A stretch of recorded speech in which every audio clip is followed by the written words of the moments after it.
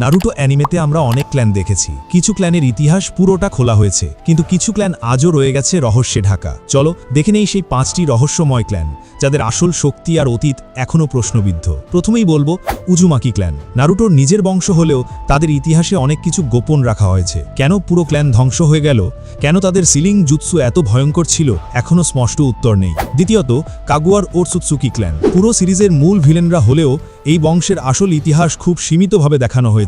তাদের গ্রহ, তাদের আসল শক্তি সবই এক ধরনের রহস্য। তৃতীয়ত নারা ক্ল্যান। শিকামারুর পরিবার ছায়ার জুৎসু ব্যবহার করে, কিন্তু কিভাবে তারা এই শক্তি পেল আর ছায়ার সাথে তাদের আসল কানেকশন কি, এটা অ্যানিমেতে কখনো পুরোপুরি ব্যাখ্যা করা হয়নি। চতুর্থত আকিমিচি ক্ল্যান। তাদের শরীর বড় করার জুৎসু খুবই শক্তিশালী, কিন্তু কিভাবে এই বিশেষ টেকনিক তৈরি হলো আর এর সীমা কোথায় এখনও ফ্যানদের কাছে অজানা। আর পঞ্চমত সারুতোবি ক্ল্যান। হিরোজেনের পরিবার হলেও তাদের ইতিহাসে অনেক প্রশ্ন রয়ে গেছে। কেন এই ক্ল্যান থেকে একের পর এক শক্তিশালী শিনোবি জন্ম নিল, তাদের প্রকৃত উৎস কোথায় এখনও রহস্য। এই ক্ল্যানগুলো প্রমাণ করে নারুটো ইউনিভার্সে অনেক রহস্য এখনও অমীমাংসিত।